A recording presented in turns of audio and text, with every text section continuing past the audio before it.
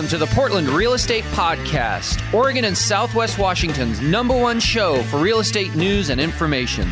Without further ado, here are your hosts and a couple of guys who, as busy realtors and successful brokerage owners, know a thing or two about real estate. Steve Nassar of Premier Property Group and Joe Fustolo of Soldera Properties.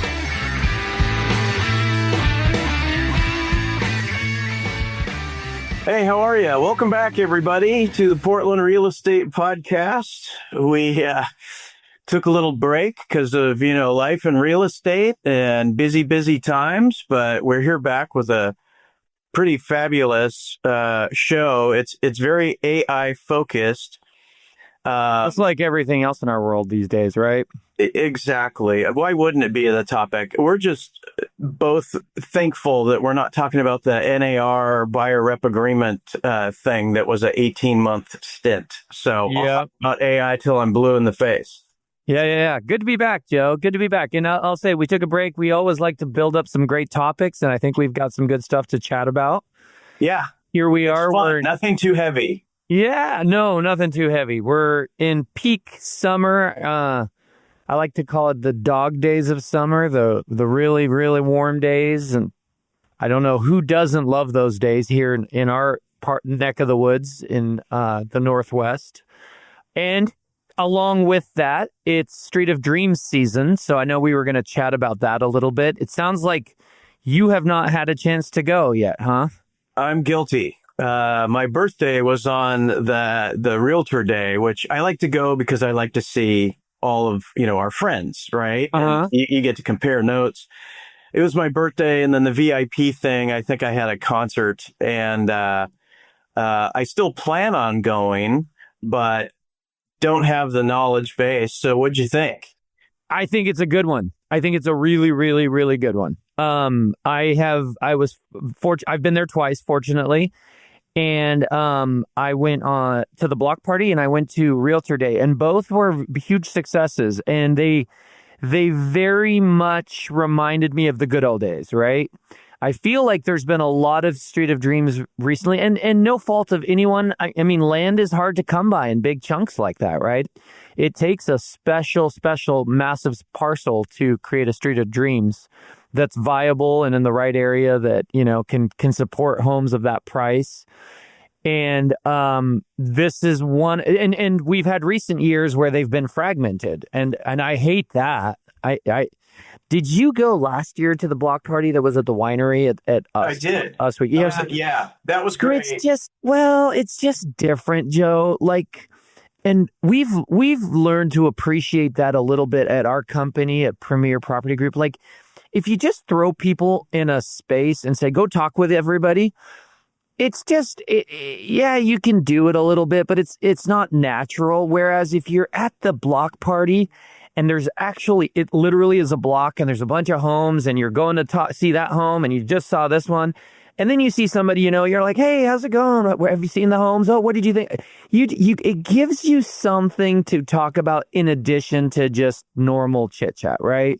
Oh, yeah. And that was what happened, I felt, at the winery. It was fine. Don't get me wrong. And you and I can chit chat with the best of them. In fact, our 90-minute podcasts that are supposed to be 60 minutes are proof of that every time we have one of these.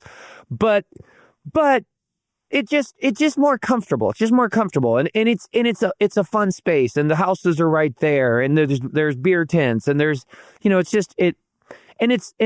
a familiarity to it too, like, because you and I, we've been doing this 20, 30 years, right? Yeah, for a long time. So it takes you back to those former years, and that's what this one is. So there's a lot of houses. I forget the exact count. I want to say 7, 8, somewhere in there. They're not all in one spot, though. Aren't there two? There's two. There's one or two in Lake Oswego, but most are up by Sears Farm and Oregon City. You are correct about that, and I did not make it to those two. And to my point, it's just out of sight, out of mind, right? And I don't. And I'm sure they're great houses. I just have not been there, so guilty as charged on that one. But I did go to the main site, and there they have 7 or 8. And they're all interesting. In fact, here's one thing that's cool, Joe. This year, There's one, remember in the old days, and this is one thing that reminded me of the old days.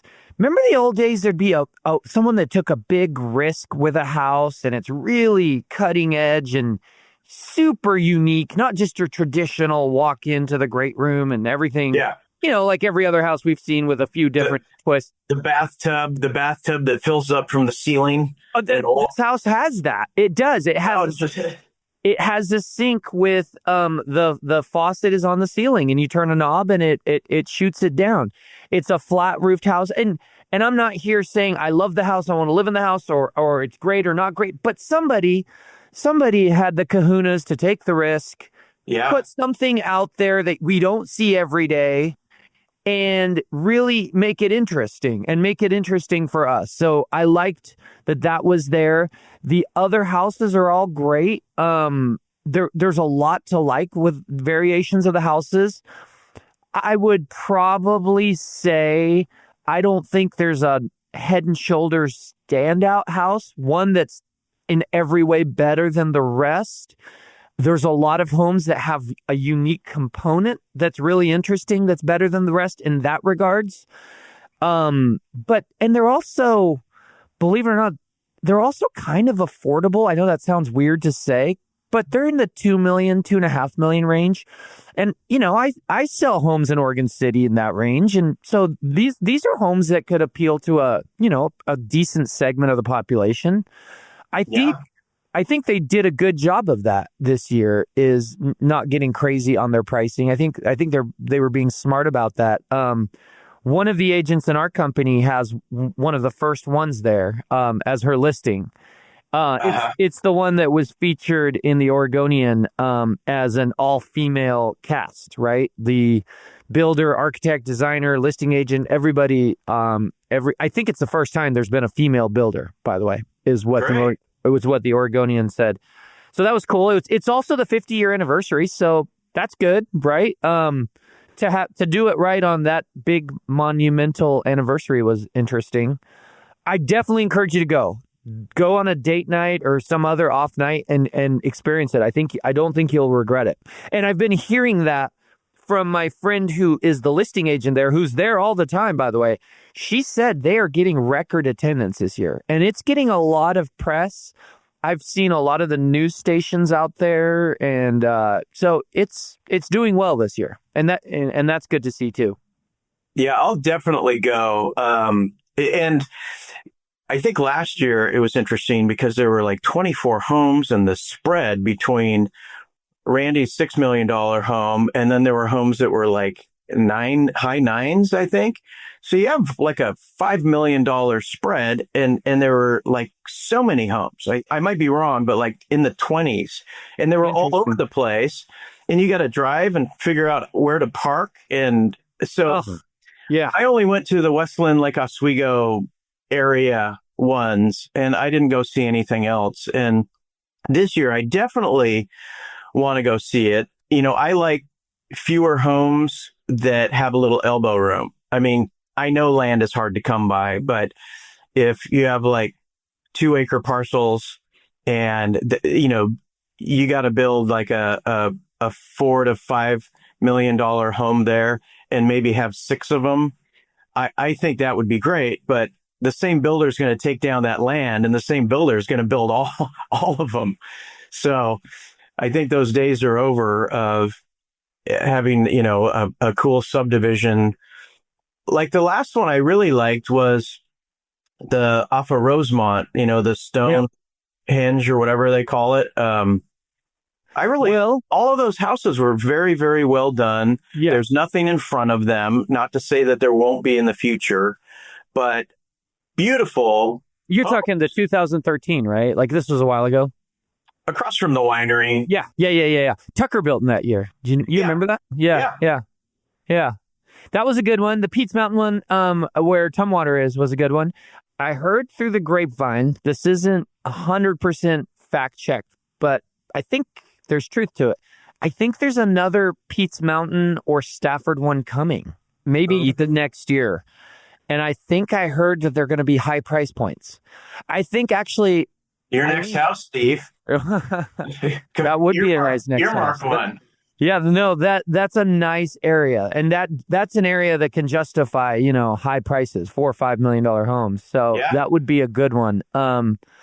But yeah, I've always said, I mean, since we've been doing this podcast 11, 12 years ago, when Tucker and I started it, we would always talk about the Street of Dreams, and I always said jokingly that it's the Super Bowl of our real estate world, right? It's like where the best builders show up, the best designers, the best stagers, the best architects, the best of everything comes together, vendors, to showcase what they can do. It's a fun event, and it's right there in the peak of summer. So yeah, I encourage all of our listeners, get out there, support the HBA, support, the people that worked so hard on this all year. That's what will make it a viable, event for the future. When And you might find your forever home. Absolutely. Yeah. Good stuff. Well, let's talk a little bit about, you want to talk about the market or real producers? First. Well, let's do both, because I have a great quote from Chris Larson, who, if you don't know him, he's a local realtor, and he and his wife have Real Producers, which is a very realtor positive, realtor forward magazine. And Steve and I have both been on the cover of it. However, Steve has been on it twice. Which is great. Congratulations, which I think was this month, wasn't it? August? It was. Yeah. Yes, it was. I was honored to be invited to be back on it again. It'd been 6 years, so it'd been a little while. Yeah. And it's a fun, and I like it. I want to give a quick plug to Michelle, their photographer. She's great. She's done my headshots the last few times, and she's done a few other side projects for me, and she is fantastic. And it's kind of nice because when they invited me to be on the cover again, I was like, gosh, it has been 8 years since I did my last headshot. It kind of gave me a kick in the pants to get out there and do some headshots. I was actually, I'll poke fun of myself. I've been called catfishing by a couple listing clients recently. I showed up and they're like, "You're a little grayer than your photo." I was like, "Darn it, I'm that agent now, so I need a new headshot." Yeah. So, hey, this was my college graduation photo that I never changed. Yeah. So I got a new photo. I got a couple new photos taken, and I got to use those. Got to kind of dig through the archives of the story of my past and my business and where I've come from, and it's kind of fun. It's kind of a little to jog down memory lane, and it's fun to share, and maybe you add a little value and help some others out there. It's cool. It's a very positive production. I mean, not only a magazine, but they have amazing sponsors. It's very realtor positive. It's very networking. Like, we get together. So, I mean, honestly, you've been on the cover twice. I've been on the cover once, but actually we've been on the cover many times because every year they have that get together. That's right. On the stairs. I just recycled a bunch of those the other day. But it is terrific, and there aren't too many people doing things in person. It's all like virtual, and it's just great to once in a while network with all the people that are schlepping real estate, because nobody in that group is hungry for their next deal because they haven't had one in a while. Yeah, it's the best of the best. And she does do a great job. Tiffany Larson just absolutely knocks it out of the park. She takes it super seriously.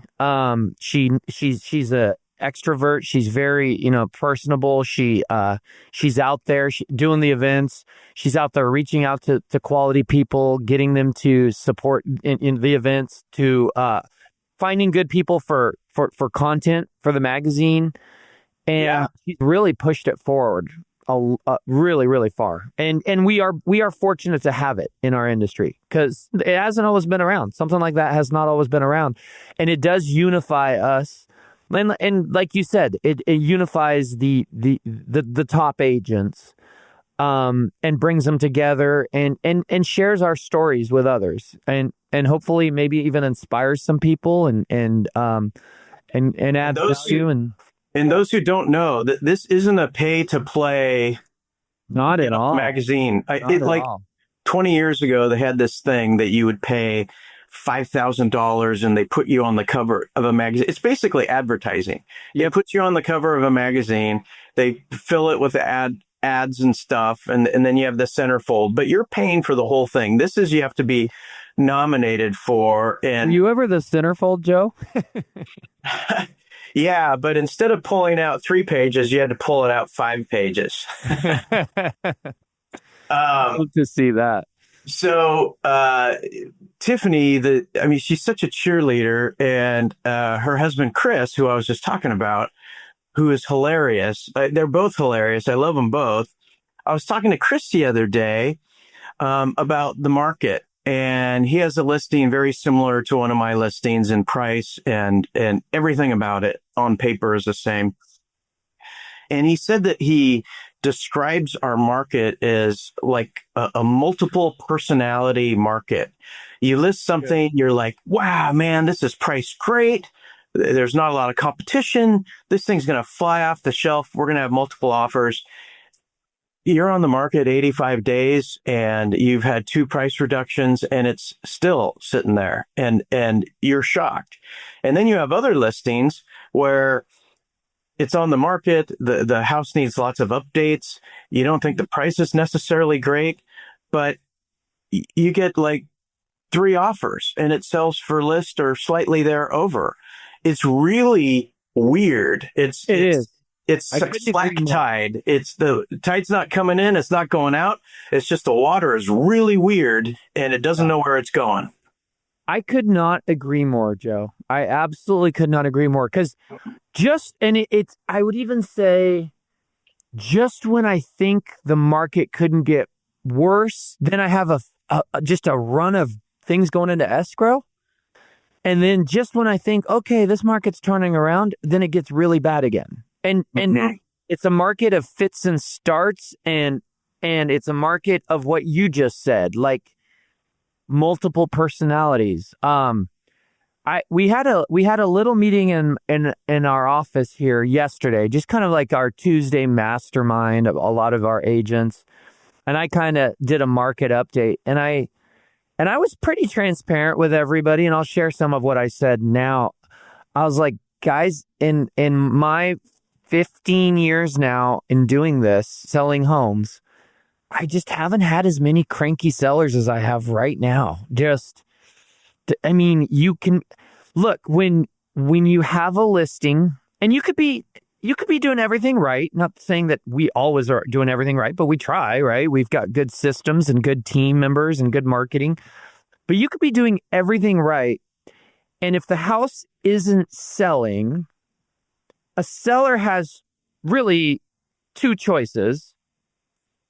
They can look internally at themselves, their house, and their price, or they can start throwing daggers at you, the agent, right? And there's a mixed bag of them out there. But it is easy for them to throw daggers at their agent. And sometimes a lot of sellers, that's the path they want to go, right? Like get cranky with the agent. And we just have a lot of that right now. And it's a grind. It's tough.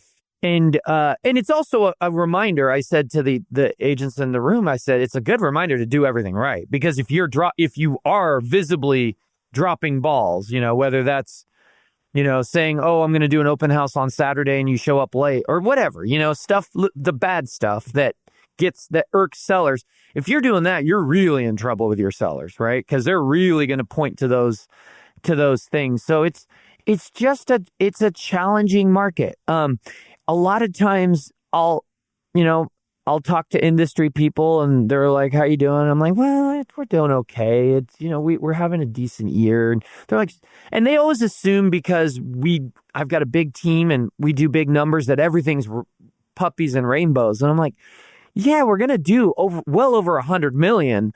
But do you know how many houses didn't sell? Do you know how many grueling conversations I had to have with the seller to drop their price to finally get that one deal closed. I mean, it's tough.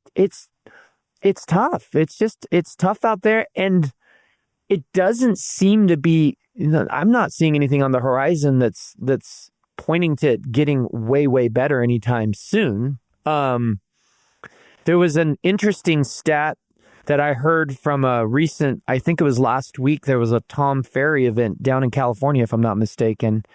And one of the guys that was there shared with me that they talked about how the last 4 years, there have been fewer transactions nationally than there ever has been in 4 years.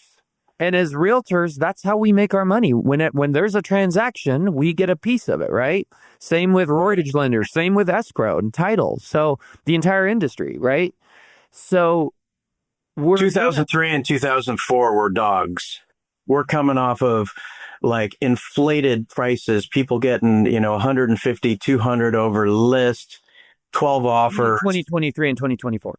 2020 to 2022, the COVID years, we went nuclear. 2023, 24, we had a big correction. Not a lot of real estate, and 80% of the lenders, got out of the business. We lost a bunch of realtors.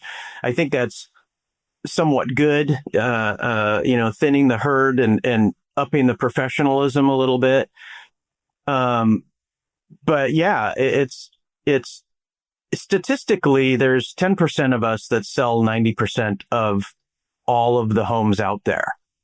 And that's what's great about going to the Street of Dreams and you and your team sell more than I do, but I've been doing it longer than you have. So we probably, I don't know, have you closed over 1,000 homes yet?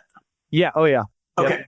So I recently went over $1 billion. In the last couple years, I've gone over $1 billion in career sales. Yeah. Yeah. Okay. So, and then there's probably the same old song and dance. Like, how many times have you had a deal with one particular broker? It's like, oh, I have another deal, and it's this guy again. Like, have you ever had like deals with, there's the same like 300 or same 500 people that you seem to do deals with in repeat deals. And these are the people you run into.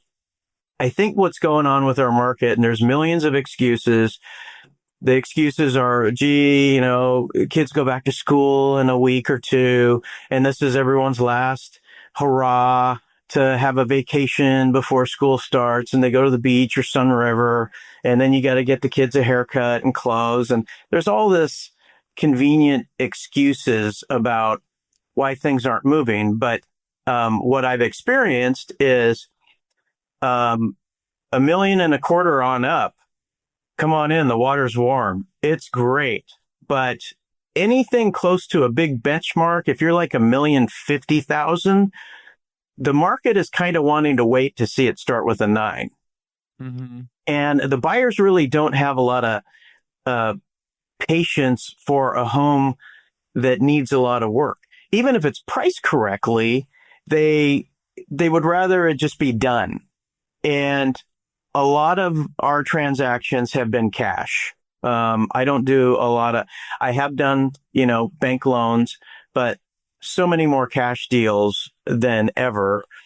And I think there's lots of reasons for people overpricing. In the past, we had the Russia-Ukraine, we had the Iran thing. Those are big, stops to our market when something big's going down. But aside from that, a lot of people look at the comps through history, and then that's how they develop their pricing. But I don't know that they analyze it as good as they should. They look at what has sold, but they're not really screening it for, 6 months ago, the market was significantly different than it is now, so I need to adjust. But that brings you to today.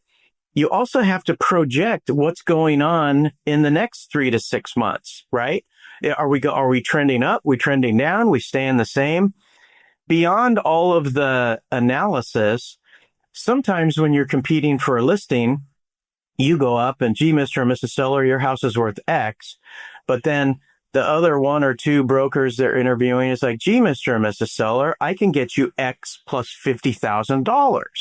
Well, to a seller who doesn't know better, that's like, gosh, if he can get us 50 grand more, that covers all the commission and we still net more than what Joe says. But gravity isn't different for people, right? If market value is a finite number, the highest obtainable price you can get within a reasonable amount of time, this guy over here, his market value can't be higher. Of course, there's better marketing and things like that. So that comes into effect, but market value is market value. And if the guy comes in to buy the listing at, let's start 50 grand or 100 grand higher, the seller just needs to kind of step out of the vacuum for a moment and think that's not going to happen. The guy wants the listing. He's going to beat me up in a month for a reduction, beat me up in 2 months for another big reduction. And then we're where Joe says we should be. And then we're going to get less than that because we've been on the market for 5 months. So, I do think it's still a good market for well-priced homes where you don't have lots of competition. Yeah.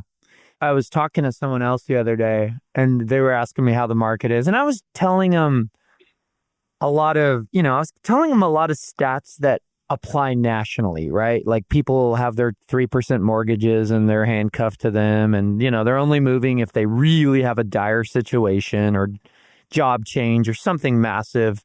I think the saying is that it's the D's, right? Diapers, divorce, death. There's a few others. But that's nationally, right? I said, and we've got our own unique situation here in Portland, right? Especially when you get into the higher end. There's definitely, and especially in Multnomah County, I'm seeing houses like in Forest Heights, Multnomah County, that are turning at numbers akin to what they sold for 20 years ago or 15 years ago. I mean, there's very little appreciation, very little. Now, the good news is they do eventually sell. It's not, it's not a game of musical chairs with no one to sit on the chairs. There are people buying those homes, but you got to make the prices super compelling. You almost have to price them under the comps.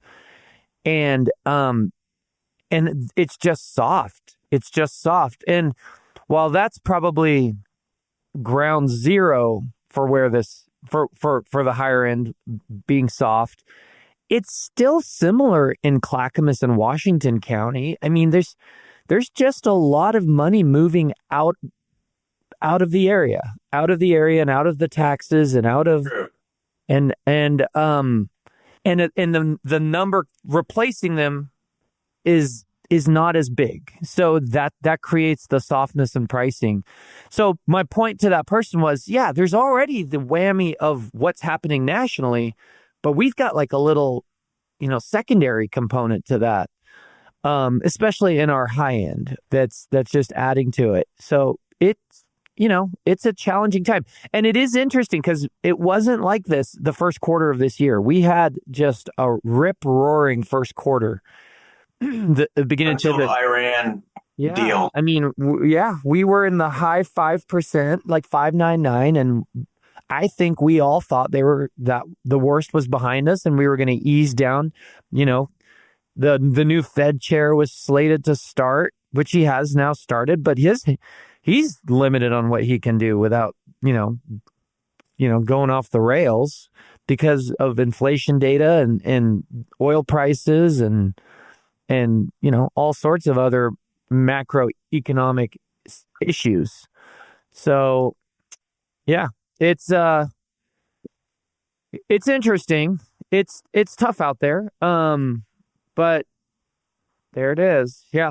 Who's still a great market and a great profession for those who are bright-eyed, bushy-tailed, not afraid of learning, not afraid of working, and move forward with intention. I mean, it's a fabulous profession, and there's a lot of brokers making a lot of money in all markets, but they're the minority. Mm-hmm. Yeah. And we said that, and that is the positive. So, during COVID, nationally, there was around 6 million units that sold across the country, right? We've been, and that was elevated, right? I would guess average is somewhere around 5 million, give or take, in a normal market, maybe like in 18, 17, 19. We've been, for the last 4 years, we've been barely 4 million, right? And that's why, we've just had less units moving. And this year, the first quarter, I think we all thought, okay, this is where we kind of start to come out of this. But I don't know that that's the case. I think Lawrence Yun and NAR now are reforecasting that we're probably still slogging along the bottom with the number of units. It's another year of about a lot like last year, units sold. And that's what we need to change is we need to start to see more units across the country.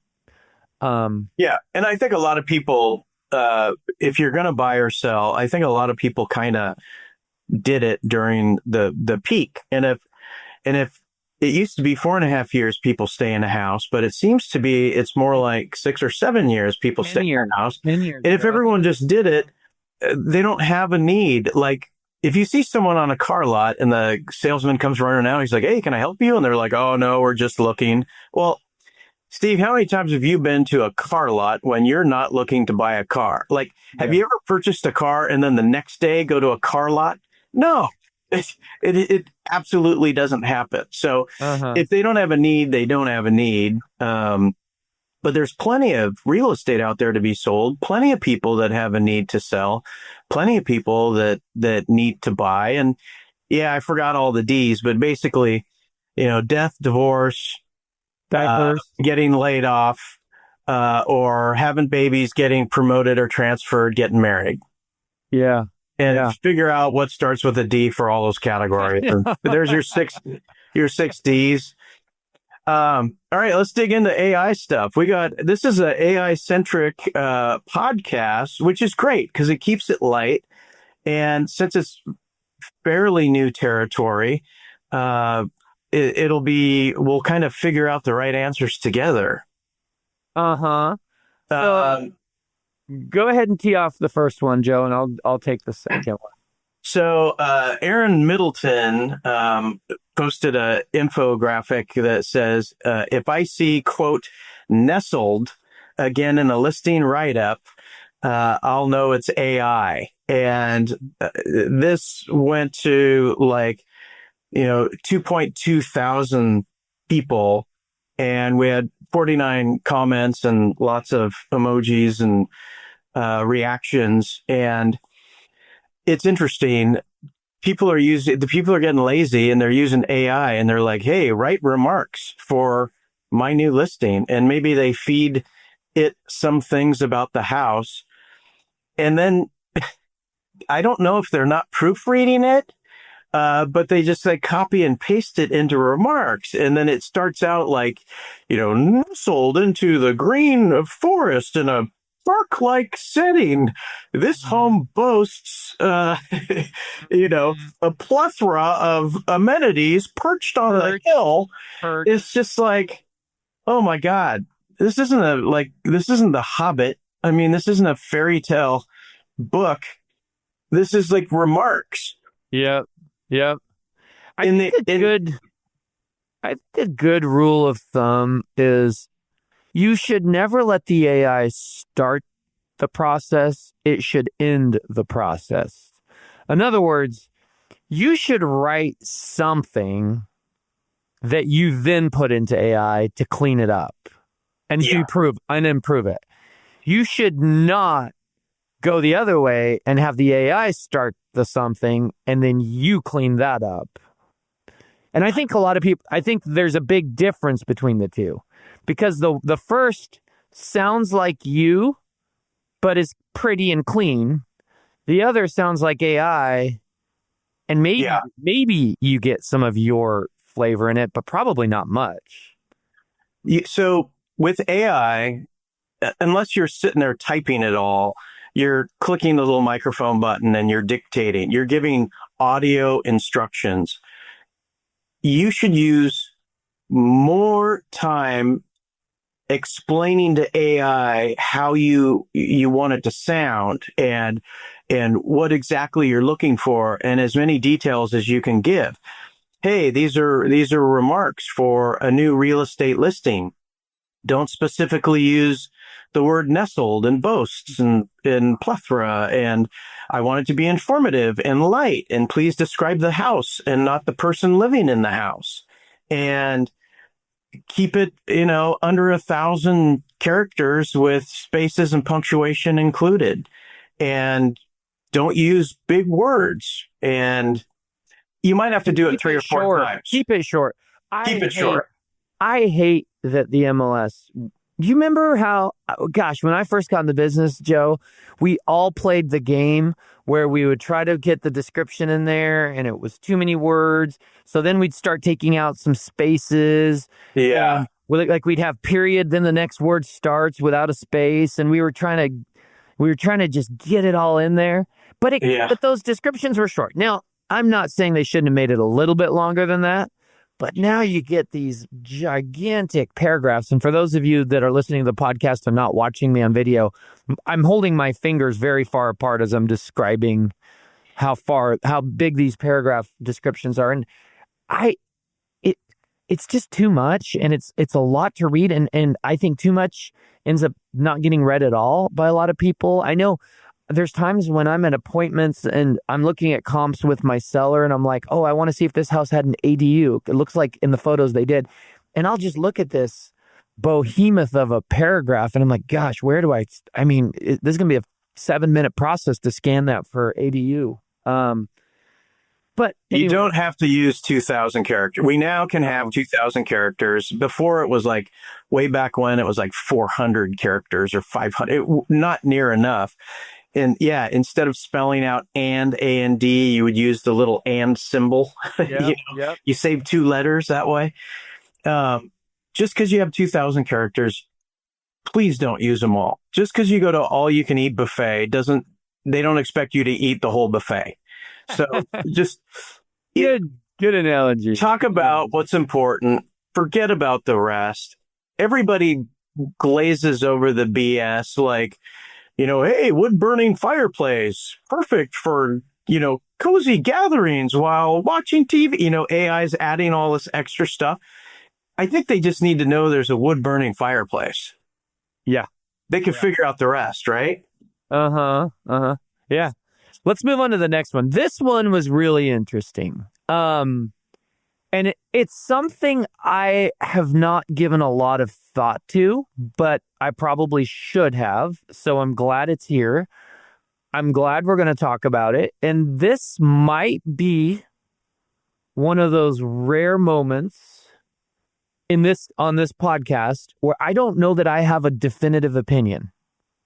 Meaning, like, I might be waffling on this one. It was Scott Dallinger's post. I hope I'm saying his last name right. It was August 3rd. And it's about AI. And he says, Masters, is it legal to post AI generated photos of houses with non-existent improvements? I am a buyer searching through listings and I'll see sometimes AI photos showing improvements that weren't real. And I think it's BS. I understand virtual staging, but showing me photos of the house as it doesn't actually exist is confusing, manipulative, deceptive, waste my time, and I'm wondering if it's illegal. And then he has a photo of a house, and it does show the house as it exists. I'm guessing they're 2 separate photos or something, as it exists in its current form. And then there's a secondary photo with a very much improved house, including the yard and beyond.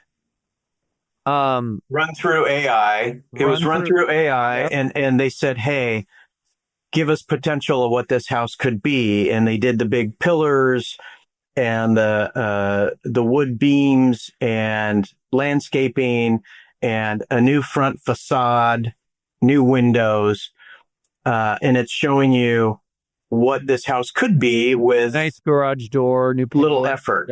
Yeah. First of all, Joe, does RMLS allow this? Do you know? I don't know. I think I got the sense it does not, but I could be wrong. Because the first comment says, per RMLS rules, RMLS has long required listings be accurately represent the property and prohibits deceptive or misleading advertising. Let's see, hang on. RMLS requires anything like staging or what is describing to be highly visible labeled as virtually staged. I know that. We know virtual staging is allowed. This because I think in reading these comments, this was a Central Oregon house. I think it was it was in Bend, and I think theirs allows it. I was while you're reading these things, I was on a seminar the other day about AI and lawyers and the law, and guess what? There's going to be a ton of lawsuits about AI. First of all, you type something into AI and it goes to the internet and it kind of crowdsources all the information on the internet and comes back with your answer. And that helps you with getting a more complete source of information. But if you're typing in confidential stuff like your seller's name and prices and things like that, that is an open source. And so you do not want to be putting in specific names and addresses, and you got to be very, very careful about what you put in AI, because we have a confidentiality. And if you're asking AI to do something which is not a confidential platform, then you could very well be sued. I could tell you what, if you're going to run this through AI, I would have virtually enhanced all over that photo. Yeah. There's no way you would be able to miss it. You would say, projection, this is virtually enhanced, showing you what it could be with, little effort. I would make sure it is abundantly clear, because if it isn't, you're going to have one person that's going to buy it and then sue you and say, well, hey, what about this photo? And the general consensus was that, Joe, everybody agreed that it's got to be very, very obvious.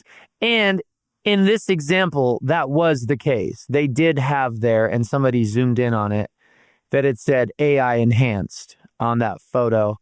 Again, as I said at the outset, I don't know that I have a final opinion on this. I can see some value in it, but it is a dangerous, slippery slope for sure, even if you do disclose it. Because we could find ourselves in a world where there's more photos showing what the house could look like than what it does look like. And I don't think we want to be in that world, right? We don't. But the other thing we also know is some buyers don't have vision and they don't know what they want. And the people looking for houses with you want the AI enhanced house down below, but the only thing on the market is what you see up above the house as it is today. I mean, look, people virtually and physically stage homes to make people have vision. Hey, this is a large room. Where would you put your furniture? Well, guess what? We're going to show you. And you call the stagers and they bring all the stuff in and they stage the room, or you do it digitally and you virtually stage it and it defines the room. It's all for that vision. So personally, I like it. I think it should be abundantly even more clear. If you click on the photo, it does say AI enhanced at the bottom, but I would brand something across the middle of it and let them know, look, this is no different than the person selling a 1 acre lot for $600,000. But instead of going in RMLS at a $600,000 lot, they're going in with a $3.5 million proposed house, right? And the house in the picture isn't the house you have to build, but people are looking in that price range. They want to search and see, oh, proposed. And it's just some kind of mass cord plan. But then you talk with the builder and it's like, look, we could do anything we want. We have enough setbacks here. You could build whatever you want. This is just an idea. I kind of like the idea because a lot of people would buy the enhanced home below, but don't have the vision to know that what you see could be that. Do you know, I like that you brought that up, Joe, and that was listed here in the comments. There is a difference, though. Here's the difference. In the example you just gave of the lot that has a proposed house, they gave the final sales price. They're not giving the cost to renovate this house here. True. So nobody knows what it costs to take the house that it really is and make it look like that one. And I think that's the slippery slope. So you're looking and you're like, oh, that's awesome. Well, any house can look awesome with a big chunk of money. What is that chunk of money, right? I do think this is different than virtual staging. And virtual staging, you're not changing the asset that's being transferred and sold. You're changing the presentation of that asset, but you're not painting walls, you're not putting facades and bricks on it and not disclosing what those costs are or how you go about those or how long they take. Again, it's going to be interesting to see. I will have to assume in the coming years, NAR is going to have to take a stance on this and the MLSs, and it's probably going to be different than what we're being told and what's happening today. Because if this starts to run away, I think it could get crazy.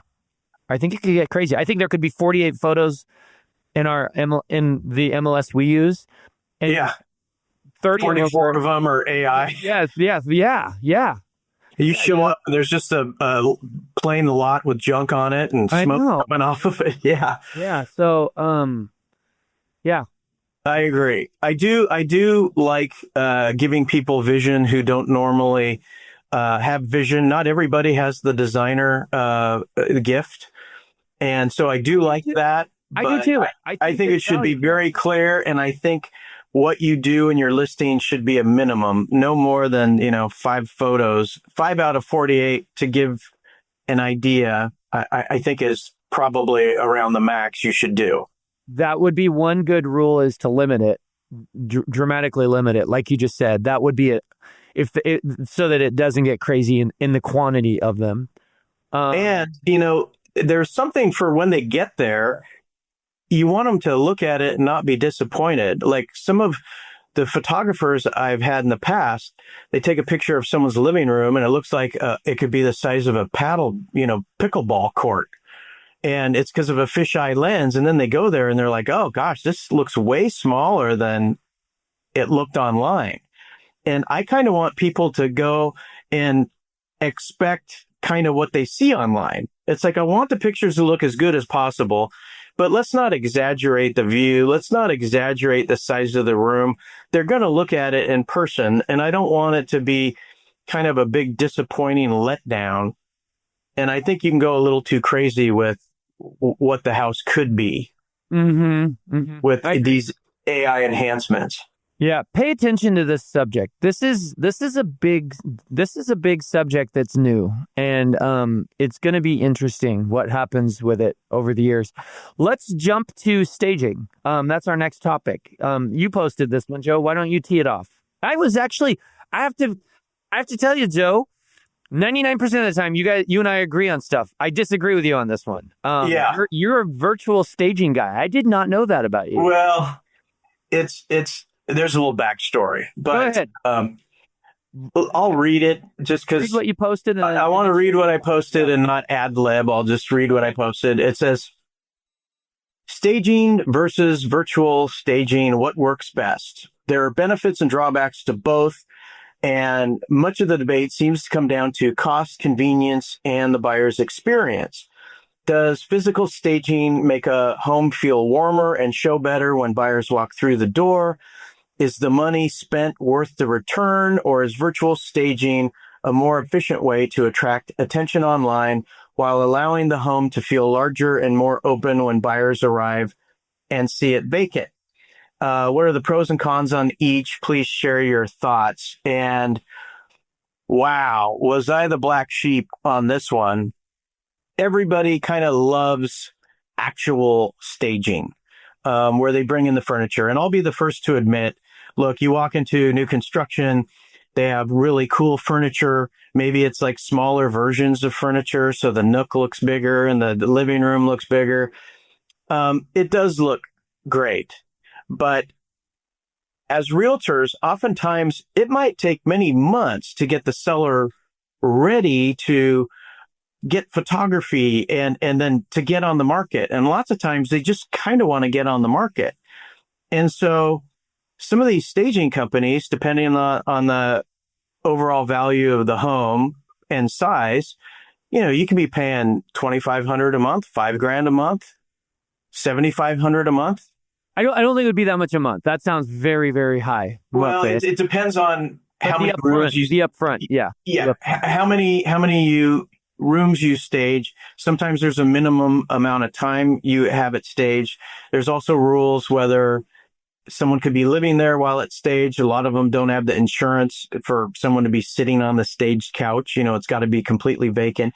There's all this stuff. Anyway, I think when you take a vacant house and there's rooms there that you can define with staging, virtually staging it, you have an infinite number of different styles of furniture. So if it's a 50s home, you could do mid-century modern type stuff. If it's a newer home, you can do, your crate and barrel and pottery barn, all that stuff. You can pick it and you can design it until you find something that looks warm and inviting and comfortable. And there's not the seller moving completely out of their house to call a staging company to move all this stuff completely back into the house. And I think for just efficiency and wanting to get on the road, I prefer the digital staging, but everybody else prefers the actual physical staging. And I take it that the sellers are the ones paying for that, not the realtor, I'm suspecting. Usually, I think that's how it goes. Yeah. I very much prefer real physical staging. Let's be clear, as this year, 80% of my business is going to be listings, right? Go back, and real producers talked about this, right? If you go back 9 years ago, 8 years ago, I was heavy buyers, and I've transitioned to heavy listings and a lot more higher end. One of the most important tasks a seller entrusts us to do when hiring us as their listing agent is to oversee and quarterback the presentation of the house, which is hugely important.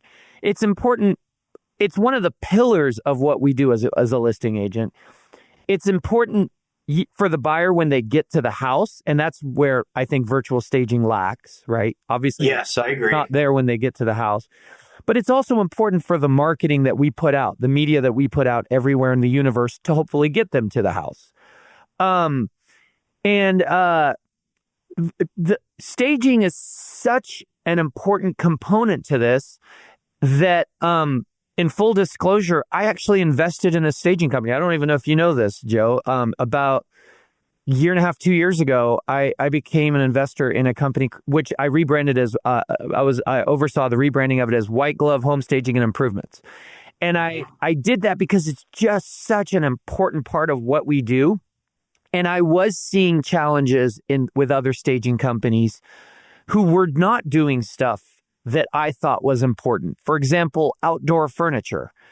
I had a beautiful listing in Forest Heights with this amazing deck with gorgeous, gorgeous views a few years back. And I begged a well-known staging company here in town to put some outdoor furniture out there, like help me showcase what this deck can look like. And it was like May, it was heading into summertime, and they him-hawed, and I pleaded and I charmed, and I never got the outdoor furniture. They said, oh, we just don't do that. And so I had that listing for quite a while after that. And every time I'd go there to show it or see that deck in the photos, I was so disappointed in it. So that, there were little gaps like that I saw. Also owner occupied. I would get a listing that was owner occupied and I'd be touring the house and they'd have great stuff everywhere. But then I'd notice one room that just had a bad dining room table or something that just didn't work. And at the time I would call my staging companies and I'd say, hey, could you just bring a dining room table? What would that look like? And no one wanted that small piecemeal stuff. Yeah. So those are things that with ownership and white glove home staging improvements, we've leaned into, like those gaps, those areas that were not, being addressed by the market out there. I think it's hugely important. Staging is hugely important, better over virtual staging because it's there, it's real in the house. Statistics show that all else being equal, if a buyer goes into two houses that they maybe like enough to they want to write an offer. If one is vacant, and by the way, when you virtually stage a house, it's going to be vacant, right? When you get there, It's going to be vacant. Yep. They will spend less time there to the tune of a fifth of the amount of time, as opposed to someone that goes into a house that they like and it's furnished. And that's not mind-blowing. I mean, think about it. The house is furnished, they can sit down. They can talk to their agent. They can visualize themselves. They can see the spaces. There's more to take in. So, I mean, the stats show that if a buyer goes into a vacant house that they like and that maybe want to write an offer on, maybe they spend 20 minutes there on average. Whereas if it's a staged house, they might spend an hour there. They might sit down and start talking about the offer that they want to write and the terms and the conditions of it. So, staging is just, I think it creates emotion when they're in the house versus just a logical transaction, right? And sellers win as emotions are flying high. If a buyer's in a house and they start to emotionally connect to it and they really want it, that's when they're going to pay top dollar. If they go into a house and it's empty, it's cold, it's harder to visualize, then it becomes about logic. And logic is like, hey, what is this house? How many square foot is this house? That one across the street was this many square feet. Okay, I'll offer this. That's a logical offer versus, hey, Mr. Mrs. Realtor, I love this house. Let's figure out how to get this house. Staging's powerful stuff. It's one of the most powerful things we do. And I'll leave it with this last thing. The other most powerful thing that we do as a listing agent, in my opinion, is the media that we create of a house, right? The photo quality, the video quality, the content, the print pieces, the signage, everything we do, that's the marketing, right? But if the presentation of the house isn't top notch, isn't its best, you could bring the best photographer in the world to a house that's disheveled and has socks and this here and clutter and this and that. Yeah. What difference does it make? What do they do? Right? You may as well have brought us a mediocre photographer. You catfished them. So presentation of what we do to a listing is the pillar. It's the most important thing we do. And hence why I wanted to, have an influence in that process with a venture that I took on here recently. Well, that's interesting. And look, I am the far minority of digital state, like come to the bright side, Joe. Yeah, call me up.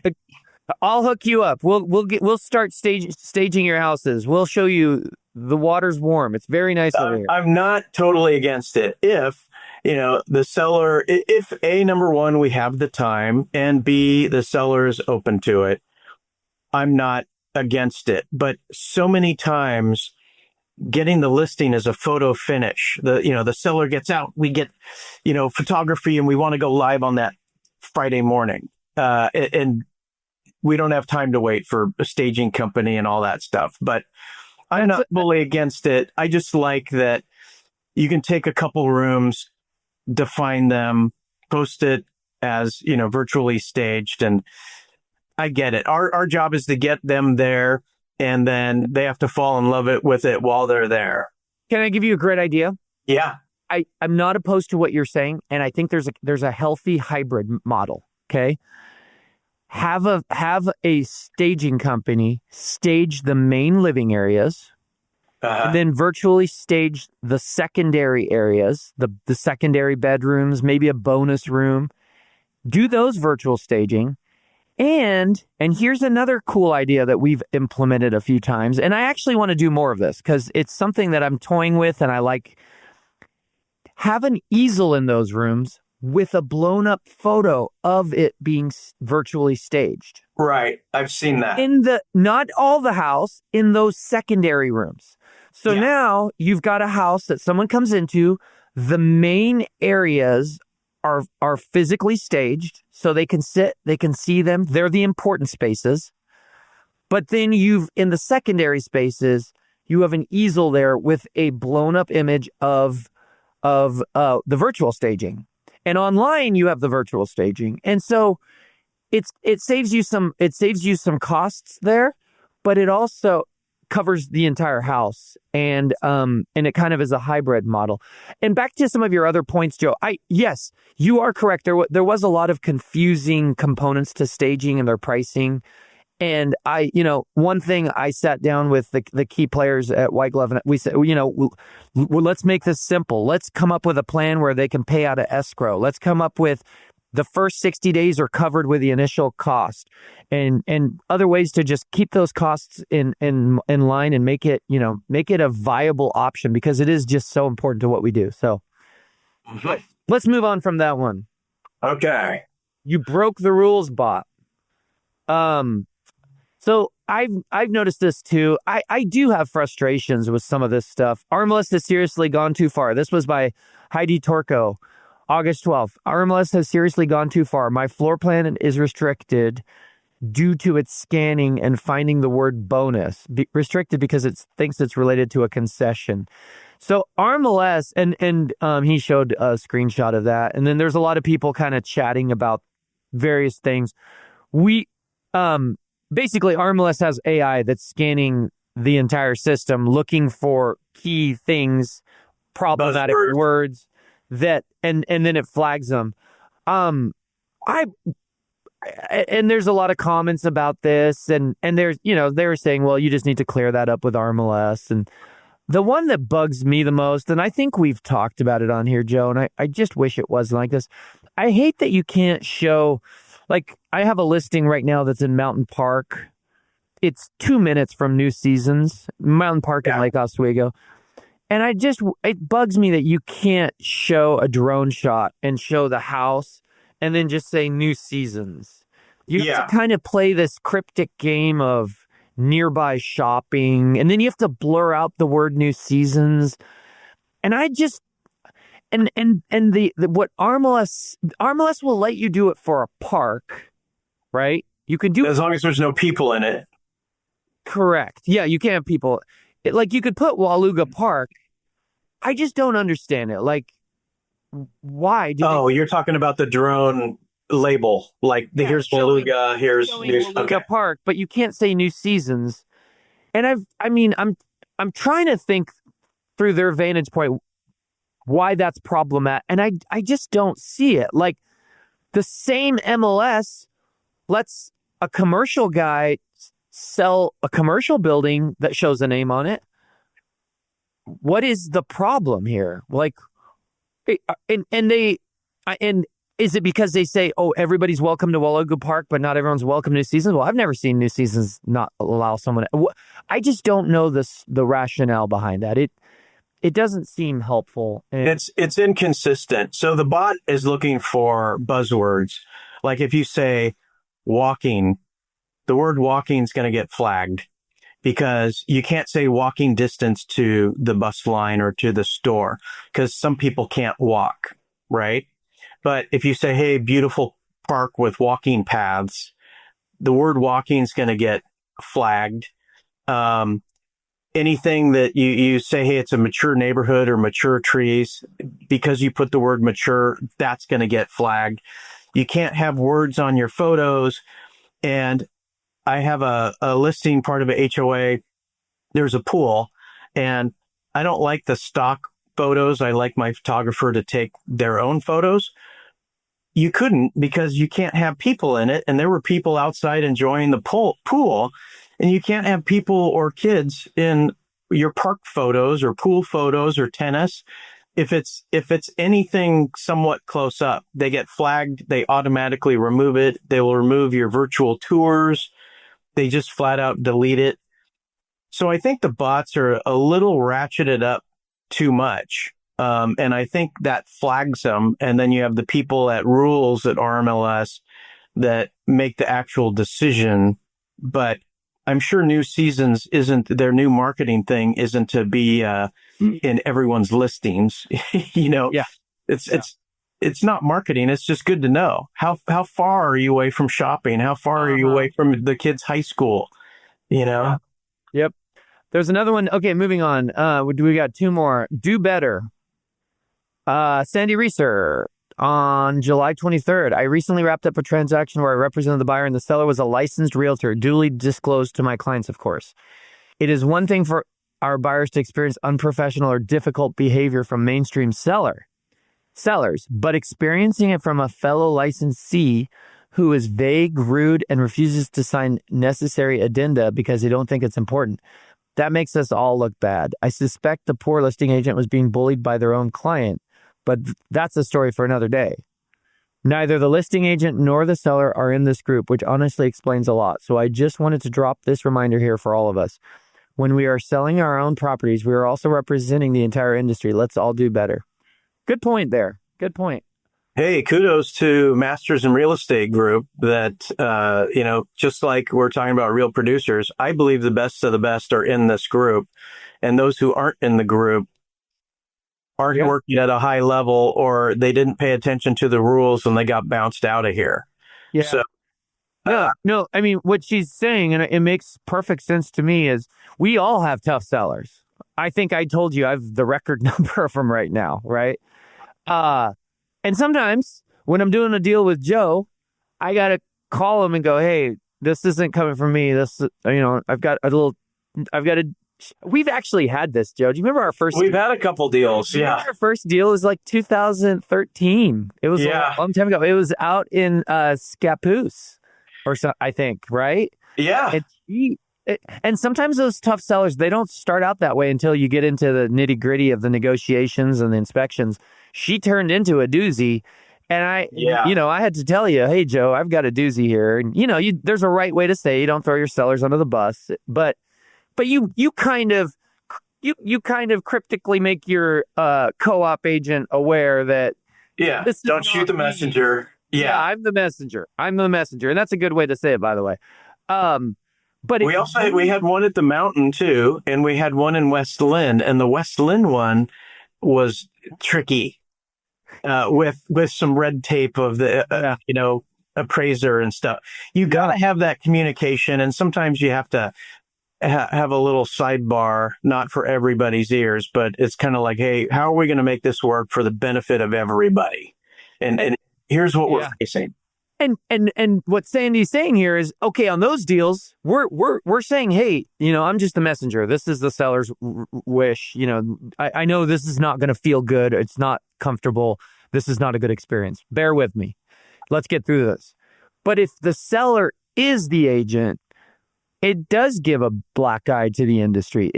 Now Sandy's going to her buyers and going, hey, this seller, who's also the agent, is not a good person to transact with, and that hurts all of us, and it hurts the perception of the industry. So that's a fair warning. I think we can all do better. And look, we don't all share the same styles. I like to do lots of communication, let people know what's about to happen while it's happening and what just happened after it's done. I like to be completely transparent, and I like to be efficient. When we draft an addendum, if we got to do a rent back, if we got to, change a closing date, if we're including I like to be efficient. And some people are like, just send it to me. Let's not talk so much. Just send me your addendum. And I think you're going to spend more time rewriting other addendums rather than doing it right the first time. And I get it. Not everyone's your style or my style, but we should at least give each other respect and try and play nice in the sandbox until we get to closing. Yep. There's one more, Joe. Why don't you tee it off? You see it there? Zillow in history? Oh, yeah. So as portals changing the way buyers think about listing, well, this is long, but so all the secondary third-party websites, your Zillow and your Realtor.com and your Trulia and Estately, they are now posting everything. Hey, the seller tried to rent it for 6 months, a year and a half ago. Hey, they were on the market a year ago, starting a year ago, and they reduced 3 times. And there's so much information out there in history that now buyers are looking at a house and it's like, you've only been here 3 years and now you're trying to sell. And I'm looking at the pictures from 3 years ago and I'm looking at the new listing pictures and you haven't done anything. Like none of these new windows, new roof, new pavement, new whatever it is, you bought it that way, but you're using the same verbiage when you bought it, newer windows, newer roof, and then you're asking substantially more, but you didn't do anything but just live there for 3 years. So I think the point here is your history is public, your history matters, and realtors, I believe, need to do a better job convincing their sellers to start off closer than they have been because of all this information. They know when you try and rent it. They know when you bought it. They know what you've done to it since you've been there. And with this knowledge, people are, they're smart about it. They're like, I don't think this appreciated $100,000 in 3 years. And they're making, an offer that they think is realistic. And I think there's a lot of validity to it. Yeah. Do you know that interesting story. I sold a house in Oregon City about a year ago. And when I took the listing, they had listed it in like 2019 for a number that it did not sell for. Okay. And then they interviewed with me. They interviewed me and we talked pricing, and they proposed a number that was much, much, much higher than that. Right? Too much higher than that, in my opinion. And I kind of explained to him, I said, look, people will be able to tell how much. I asked him, I said, have you done anything substantial to the house since you listed it in 2019? They said, no, nothing substantial, nothing at all. Okay. So I was like, okay, so then really the number that you did not sell it for in 2019 and the number you want to list it for now is all appreciation, right? And they said, yeah. And I said, that number can be discovered. It can be determined. A savvy agent, a savvy buyer can go, okay, from 2019 to 2026 or 25, this was last year, there was this much appreciation in the market in Oregon City, in this price point.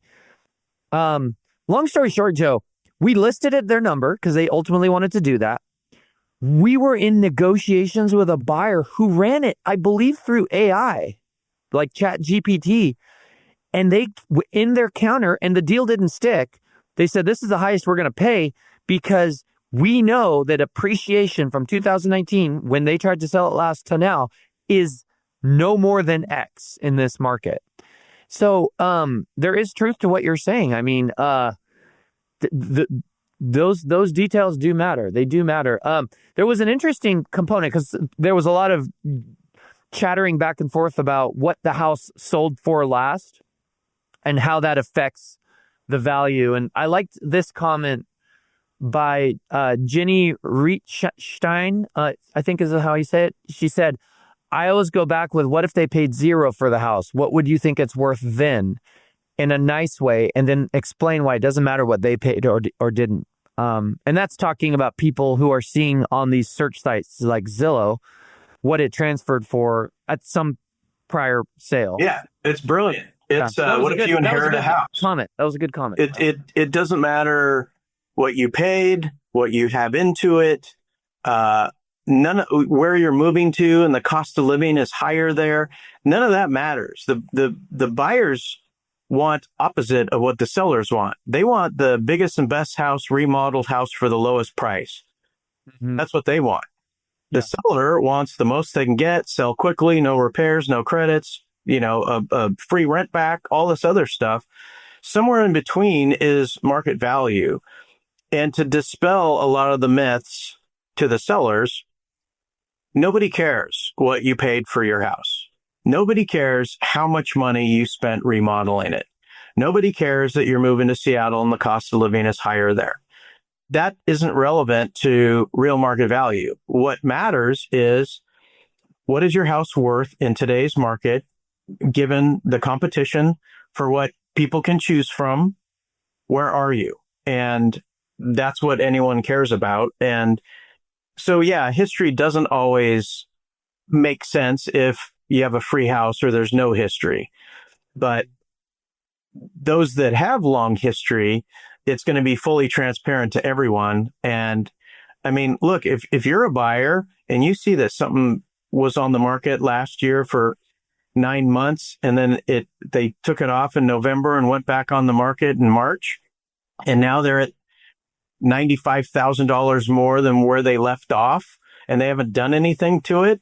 I mean, I already know what I'm going to get. I'm going to get the same house that it was last year at a lower price. So their price is really wrong. I already know that. And the buyers do too. They're not dumb. Mm-hmm. Yeah. Well, I think we got it. We got to it all. I think so. Good show. Good to be back on. Thank you to our audience for listening. And that would be a wrap. Get over to the Street of Dreams. Keep your head down. Keep working. It's tough out there, but that will change. There will come a day that changes, and we'll be thrilled. We'll be thrilled. And it'll be good, and there'll be a lot less of us in the business because that's just a reality of what's going on. Thanks for listening. Make it great.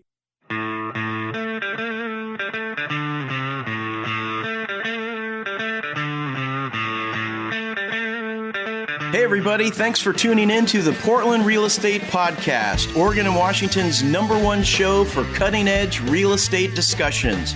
Also, I'd like to give a shout out to the members of Masters in Real Estate, a private and exclusive Facebook group, and the #1 source for all real estate topics. Thanks for being there, gang. I love you. Finally, I want to thank our faithful listeners. Without an audience, we're just two guys talking to each other. Make sure you hit the subscribe button so the new episodes automatically come to you. Make it great.